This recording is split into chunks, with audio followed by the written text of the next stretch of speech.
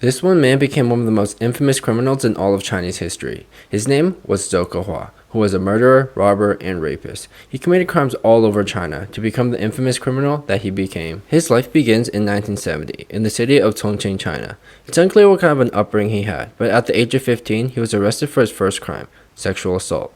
Throughout his 20s, he committed multiple firearms-related offenses in the 1990s. So guns are super illegal in China, and many of them are smuggled into the country from Myanmar, right across the China-Myanmar border. So what Zhou Kehua was really infamous for was his robberies and murders at banks. He committed his first robbery and murder at a bank in 2004. In 2004, he shot and killed a woman at a bank in Chongqing and stole around $10,000 from her. A year later, in 2005, he shot and killed a couple in Chongqing at a bank and injured a passerby in the process. This time, he managed to rob around $27,000 from the couple. 4 years later, in 2009, he shot and killed an 18-year-old soldier in Chongqing, who was standing guard. The reason why he murdered him was so that he could steal his military-grade rifle. In the same year, now in a different city in China, in the city of Changsha, he shot and killed a farmer for reasons that are still unclear to this day. And just a couple months later, in the exact same city of Changsha, he shot and killed a businessman after the businessman had withdrawn around $7,000 from the bank and was walking towards his car. And obviously by now you could probably guess his next moves, which was stealing the money after murdering him.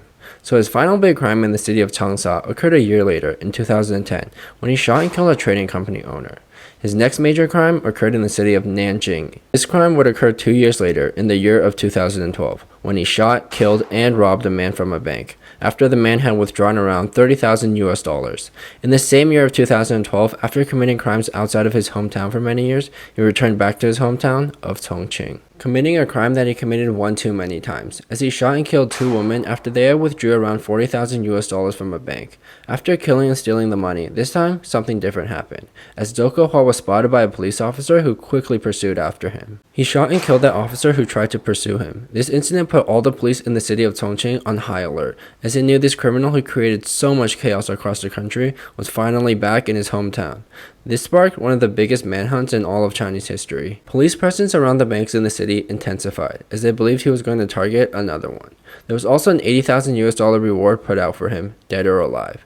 So now, this is where the beginning to his end starts. On August 14, 2012, at 6:45 a.m., two officers who were patrolling a bank saw a man who matched the photographic descriptions of Zhou Kehua approaching the bank. The two officers then began following that man slowly. As the officers followed that man turned his head back a few times, then began walking faster. That man then started to talk on his phone while the officers were following him. He then suddenly dropped the phone, pulled out his gun, then began shooting at the officers. The two officers also pulled out their guns, and a shootout amongst the three of them unfolded.